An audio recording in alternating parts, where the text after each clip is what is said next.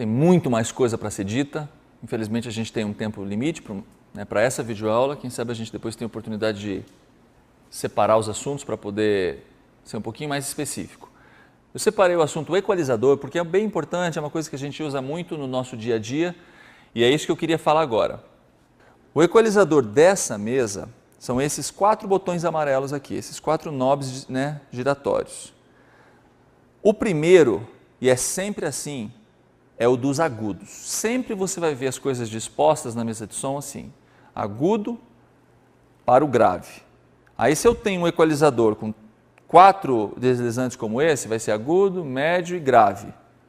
Se eu tenho 5, agudo, médio grave e grave. E assim por diante. É sempre de cima para baixo, do agudo para o grave. Do lado do primeiro knob giratório, vocês vão ver que tem lá o 12 kHz, 12.000 Hz. Significa que eu estou trabalhando com as frequências de 12.000 Hz para cima.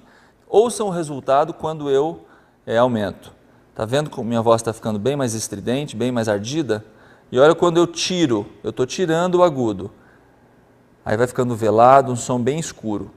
Então é assim que eu vou equalizar. Se eu estou ouvindo determinado som e eu percebo que ele está escuro, está um pouquinho pálido, um pouquinho fechado, eu vou lá e acrescento um pouquinho de agudo. Sempre muito cuidadoso, sempre com muita cautela para eu não exagerar. Então aí eu cheguei numa quantidade gostosa, está agradável, não está muito agudo, porque eu não posso exagerar, nunca, nem para mais nem para menos, porque você vê, se eu exagero o agudo, olha só como fica muito S, fica ruim o som, fica ardido.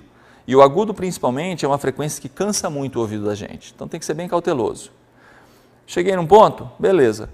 Como que eu sei quando é hora de parar? A gente volta lá na conversa inicial. Lembra que eu falei para vocês que a coisa mais importante é a referência que eu tenho? A hora de parar eu sei quando o meu ouvido diz que eu tenho que parar. O meu ouvido diz que eu tenho que parar de acordo com aquela referência que eu tenho aqui, na minha cabeça. Está agudo, está bonito, está gostoso? Então beleza. Se eu não sei onde parar, o que adianta eu saber equalizar? Por isso é que o mais importante de tudo é aquilo que a gente conversou no começo. Olha o resultado, aqui eu estou mexendo no grave. O grave dessa mesa, ele é ajustado em 80 Hz. Então, de 80 para baixo, estou aumentando agora com o grave. Olha como minha voz fica corpuda, mas ao mesmo tempo embolada. Eu estou tirando, olha como ela fica magra. Isso que eu estou fazendo aqui, você tem que fazer muito lá na sua igreja.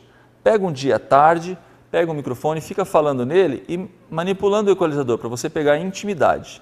Quando que é a hora de eu parar de mexer aqui? É justamente a minha referência que eu tenho. O meu ouvido é que vai dizer, foi de mais, foi de menos?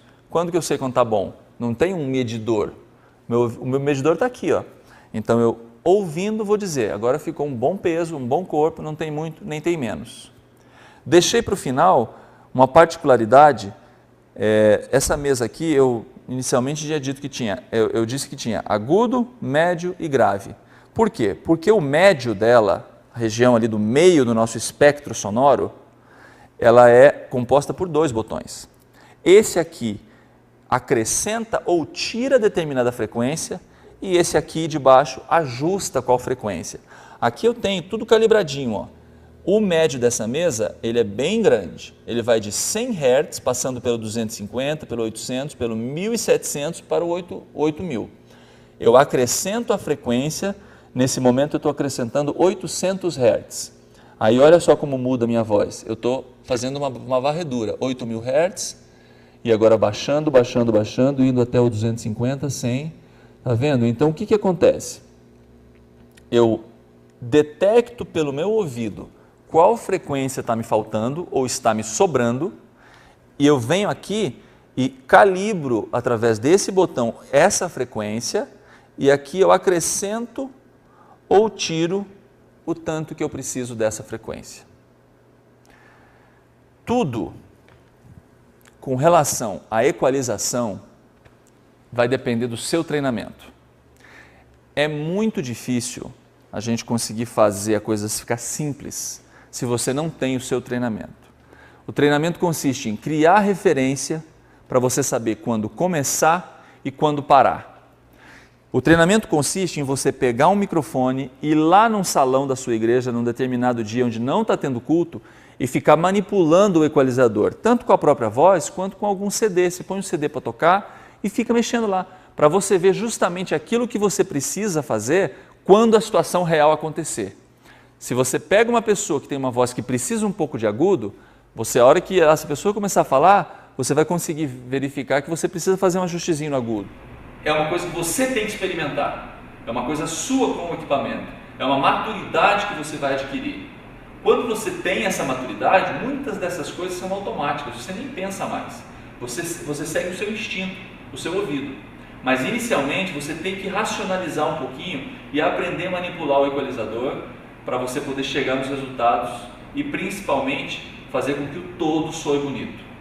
A função da mesa de som é essa, é processar cada instrumento individualmente, mas principalmente gerar esse todo agradável e que possa convencer as pessoas que estão ouvindo o som que você está produzindo ou você está manipulando. A gente conversou sobre algumas coisas técnicas, algumas demonstrações, a gente falou algumas coisas na introdução a respeito da filosofia de trabalho, da necessidade de criar referências. E agora, nesse momento, eu queria também conversar a respeito de algumas coisas que são mais que fundamentais também para a qualidade do trabalho. Observando a maneira que as pessoas se comportam, atuando como técnicos de som nas igrejas e buscando um conhecimento maior e etc., eu pude perceber que muitas vezes a grande maioria dos problemas que acontecem não são de ordem de conhecimento técnico. Não é porque a pessoa sabe uma quantidade limitada ou ampla de áudio, de mesa de som, de microfone, que ela atinge bons ou maus resultados. Grande parte dos problemas que acontecem, ou das virtudes, das vitórias que as pessoas atingem, trabalhando com som, caprichando nas programações, fazendo com que o juiz de futebol volte a atuar, né, aquela pessoa que não aparece durante a programação, é por causa de cuidado, é por causa de disciplina, é por causa de alguma dessas coisas, dessas dicas que eu vou tentar passar para vocês aqui agora. A primeira delas é simples, mas extremamente eficiente. Identifique os microfones que você usa na sua igreja. Use cores. Esse microfone é o vermelho, esse microfone é o azul, esse microfone é o verde. Faça de forma que lá de trás da cabine de som você tenha condição de identificar qual microfone está sendo usado lá na frente. Se você fizer isso, à medida que a pessoa pegou o microfone na frente para falar, você já olha na sua mesa e sabe qual é o microfone vermelho. Aí você vai e levanta somente o microfone vermelho ou liga somente o microfone vermelho. Muitas vezes, o que mais acontece é que a pessoa pega o microfone lá na frente e o técnico não sabe qual microfone está sendo usado. Aí ele começa a levantar não só aquele como outros. Aí você abre a possibilidade do risco da microfonia, você pode pagar o mico do pastor começar a falar e você não ter som ainda nele. Então você tem que tomar muito cuidado com esse tipo de coisa. E é uma coisa tão simples de se arrumar, identifique com cores. Os instrumentos, identifica na mesa. Canal 20 é violão, canal 21 é teclado, canal 22 é guitarra e assim por diante. Não deixe que isso fique no esquecimento, não confie tanto assim na sua memória, porque pode ser que você fale assim, não, eu vou lembrar, só que lá no meio você acaba não lembrando. Um outro problema é que às vezes você tem os microfones organizados lá na frente. Você fala assim, não, eu sei que o da esquerda é o 1, o do meio é o 2 e o da direita é o 3. Mas só que a pessoa que pegou para falar acabou invertendo os microfones. E aí você já não sabe mais quem é quem na mesa de som e nos microfones. Então, identifique os microfones. Uma outra coisa legal.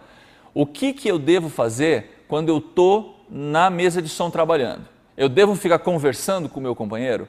Eu devo ficar no computador? Geralmente essas cabines de som hoje, né, o espaço do som não é mais só do som, é da multimídia. Hoje é muito popular o projetor, né, a gente projetar letra de hinos para cantar na igreja. Então sempre tem um computadorzinho ali do lado. E é comum também a gente ver o técnico de som, que deveria estar prestando atenção na programação, está ali no computador fazendo algum apontamento ou alguma coisa. Às vezes é até alguma coisa útil, eu não estou dizendo que é sempre atividade inútil. Às vezes é útil, mas só que não é o momento adequado. Então é fundamental que você, técnico de som, preste atenção durante a programação. Você não está assistindo, você está participando da programação. A pessoa que está lá na frente, o diretor da escola sabatina, ou então até a pessoa que está passando a lição em geral, ele não está distraído, porque a responsabilidade da programação está em cima dele. A responsabilidade da programação também está em cima de você.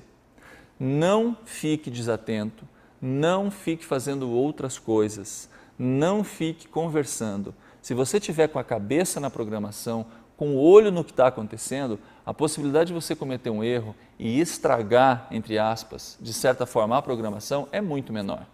Então preste atenção. Você vai ficar atento às cores dos microfones, vai ficar atento ao playback que tem que ser usado naquela hora, atento a qual música que deve ser tocado de determinado CD. Isso me puxa para uma outra preocupação que você, técnico de som, tem que ter, é sua responsabilidade. A culpa é de quem quando você solta a música errada no CD? É sua ou é da pessoa que te falou que o número era errado? A responsabilidade é sua. É claro que pode ser que a pessoa se confunda. O cantor vem te dar o CD para tocar o playback e fala que a faixa que você deveria tocar é a 4. No final você toca a 4 e não é. Aí acontece aquela coisa chata de você ter colocado o playback errado e ter que parar a música para soltar o playback certo. Por que a responsabilidade é sua? Porque você tem que ouvir esse playback antes de apertar play para a igreja inteira ouvir. Você tem que pegar esse playback com tempo suficiente para ouvir ele, de preferência do início ao fim, no seu fone de ouvido, para ver se o playback está bom, se o CD não está arriscado, para ver o volume que você vai botar do playback, para ver se não está distorcendo a mesa. Essa responsabilidade é sua. Se você não se colocar numa posição de conforto, de segurança, se protegendo, o erro vai cometer e o erro vai ser seu. Não é do cantor que falou que o playback era errado. É claro que existem extremos, existem momentos onde dá uma correria, você tem que resolver o problema naquela hora. Mas, de regra geral, o que eu quero dizer com isso é que você tem que se organizar como técnico de som. Você tem que moralizar o departamento. O ideal é você conseguir ouvir antes tudo que vai ser tocado, seja um playback, seja um fundo musical. Você precisa fazer com que, a hora que você apertar o play e toda a igreja ouvir, você sabe o que vai ser tocado, você sabe que a música é certa, você sabe que o volume está bom e assim por diante, todas as outras coisas. O meu ponto aqui é que você tem que se organizar, não pode deixar sopa para o azar. É um ditado, né? Porque muita coisa, quando você está mexendo com tecnologia, muita coisa pode fugir do seu controle sem você querer. Então você tem que ter a maior parte das coisas no seu controle, na sua segurança, para você poder cometer menos erros. Já falei uma coisa aqui que também funciona contra a microfonia. Você identificar os microfones para que você não levante o microfone errado. Se você levanta o microfone errado e ele está posicionado no lugar que é propício a dar microfonia, é claro que vai dar microfonia. Você levantou o microfone que não era para ter levantado. Se você tem tudo indicado por cores, tudo mapeadinho, você vai sempre levantar o microfone certo e a possibilidade de microfonia vai ser muito pequena. Quando eu estava falando de equalização, eu falei mais um tópico. Tomar cuidado com as quantidades ao mexer no equalizador. Sempre muito cuidadoso, muito sutil. Se você coloca muito agudo, por exemplo, num determinado microfone, pode ser que você tenha uma microfonia de agudo, porque o agudo ficou tão alto que começou a realimentar. Então, microfonia. Primeira coisa, você tem que trabalhar com a causa e não tratar as consequências. Ajuste a causa, posicione melhor o seu equipamento, calibre bem o seu equipamento.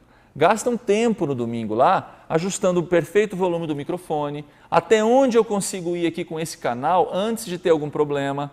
Procure ajustar todas essas coisas que a microfonia provavelmente vai parar de perseguir a sua vida. Existem alguns equipamentos, o Feedback Eliminator, tem algumas coisas assim que de certa forma funcionam, mas eu particularmente não gosto de usar essas coisas, esses eliminadores de microfonia, porque eles, além de tirar a microfonia, eles também começam a tirar partes boas do som. O seu som vai começar a ficar meio sem graça. Então, só use isso em último caso e procure convidar uma pessoa bem especializada, com boa experiência, para calibrar esses equipamentos. Eu tenho certeza que se você posicionar as coisas direito, do jeito que eu coloquei naquele desenho ali atrás, e tomar cuidado na operação, a microfonia vai parar de ser um problema na sua vida. Gente, o assunto do áudio é um assunto muito vasto. É difícil a gente conseguir, com poucos minutos, com alguma hora e pouquinho, conversar sobre tanta coisa que a gente tem que conversar. É por isso que, desde o início, Eu mencionei que essa videoaula ela serve para te dar tirar a nuvem da sua frente, para clarear o seu horizonte. Isso aqui é mais uma coisa para fazer você buscar conhecimento do que para te agregar conhecimento. É claro que algumas coisas práticas e úteis a gente conversou aqui, a gente procurou tirar um pouquinho do desconhecido para vocês, mas que isso aqui sirva muito mais para você se despertar um técnico de som do que qualquer outra coisa. Busque conhecimento, um curso, uma revista, um livro, qualquer coisa que possa te trazer novidades, trazer novas informações. Falei dos manuais, procure ler manual, é fundamental isso, se você quer aprender alguma coisa nova. Não ache que o básico é suficiente, tente sempre crescer. Lembra, você é um semiprofissional, você não está provavelmente sendo pago ainda para ser técnico de som da sua igreja, mas trabalhe como se aquilo fosse o seu ganha-pão. É fundamental que isso aconteça para você conseguir atingir objetivos, para poder realizar bem o seu trabalho.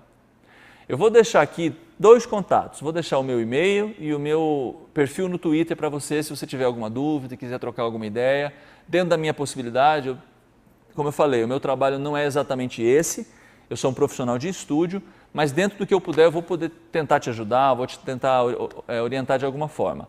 O e-mail está aqui embaixo, edsonsoperjr@yahoo.com.br e o meu perfil no Twitter é @edsonsoperjr. Para mim foi um grande prazer poder passar esses momentos aqui com vocês. Eu espero que isso seja de uma boa utilidade. Obrigado ao pastor Elmar Borges pelo espaço, pelo convite, de poder repartir um pouco do meu conhecimento, da minha experiência com vocês e que essa videoaula, que esse pequeno treinamento aqui possa ajudar você a atingir o nosso principal objetivo, que é ter uma igreja organizada, que é ter uma igreja com um funcionamento do sistema de som perfeito, para que o nosso culto seja uma coisa gostosa, prazerosa, tanto no aspecto musical, quanto na mensagem que a gente recebe dentro da igreja, como também no trabalho da sonorização, que é aquilo que a gente está fazendo. Muito obrigado e sucesso!